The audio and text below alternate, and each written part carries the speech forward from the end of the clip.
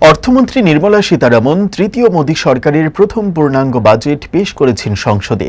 জানিয়ে প্রত্যাশা, আশা, আশঙ্কা অনেক কিছুই রয়েছে আম জনতার মনে। যদিও পুরো ব্যাপারটাকে অর্থহীন মনে করেছেন বর্ষিয়ান কংগ্রেস নেতা মনীষ তিওয়ারি। তিনি মনে করছেন, সংসদ অধিবেশনের আগে রাষ্ট্রপতির ভাষণ যেমন অর্থহীন, তেমনি বার্ষিক বাজেট পেশটাই অর্থহীন একটা রীতি। মনীষ তিওয়ারি বাজেট পেশের আগে সোশ্যাল মিডিয়ায় লিখলেন, বাজেটটা আসলে কি? রাষ্ট্রপতির ভাষণের মতোই অকেজো একটা রীতি। বাজেটে সরকার কত আয় করলো, কত ব্যয় করে, সেটার একটা হিসাব দেওয়া দরকার। গত কয়েক বছরে অর্থমন্ত্রীদের জন্য বাজেটটা শুধুই রীতিতে পরিণত হয়েছে। সরকারের আয় ব্যয়ের হিসাবটা তো সংসদে সদস্যদের সামনে লিখিতভাবে পেশ করে দিলেই হয়। প্রেমের মরশুমে স্বর্ণকমল জুয়েলার্সের নিবেদন শুধু তোমারই জন্য।